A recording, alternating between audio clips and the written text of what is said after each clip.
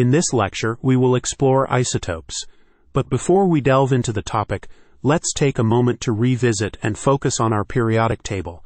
I've color-coded the symbols for a reason. The periodic table is organized into vertical columns, also known as groups, and horizontal rows, called periods. Combining these columns and rows creates a matrix. I've numbered them for your convenience, making it easier for you to locate the address of an element. But what exactly do I mean by that? Let's take hydrogen, element number 1. To find its address, we note that its period number is 1 and its group number is 1. The period number signifies the total number of shells in the atom, and the group number indicates the number of electrons in the valence shell. Now, armed with this information, let's construct the hydrogen atom. The nucleus is the first component, and it's represented here. Considering the period number is 1, we know there's only one shell. Therefore, I'll draw one shell around the nucleus. As the group number is 1, indicating one electron in the valence shell, I'll place one electron in the last shell. It's crucial to remember that in any neutral atom, the number of electrons equals the number of protons, which is referred to as its atomic number. For hydrogen, its atomic number is 1. That's why in the periodic table, hydrogen holds position 1 because its atomic number is 1.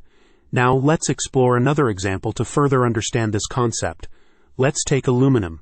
Its group number is 3 and its period number is 3. The period number informs us of the total number of shells, which is 3 in this case.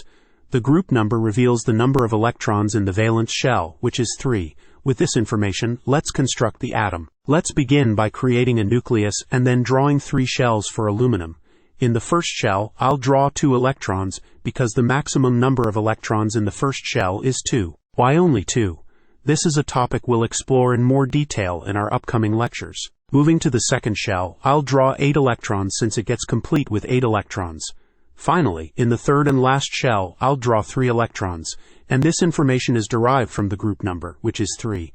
The group number indicates that in the valence shell, the last shell, there are 3 electrons. Now, let's calculate aluminum's position in the periodic table. Adding the electrons in each shell, 2 first shell plus 8 second shell equals 10, and then adding 3 electrons in the third shell, we get 10 plus 3 equals 13. Therefore, its atomic number is 13.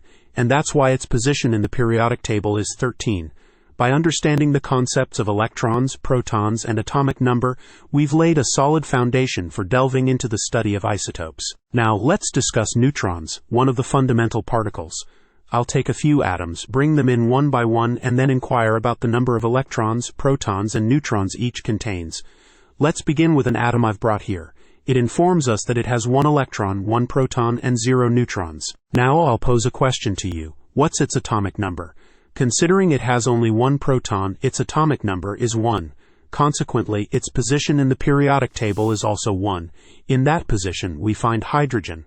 Therefore, this atom is hydrogen. Now let's bring another atom and pose the same questions. It informs us that it has 2 electrons, 2 protons, and 2 neutrons. What's its atomic number?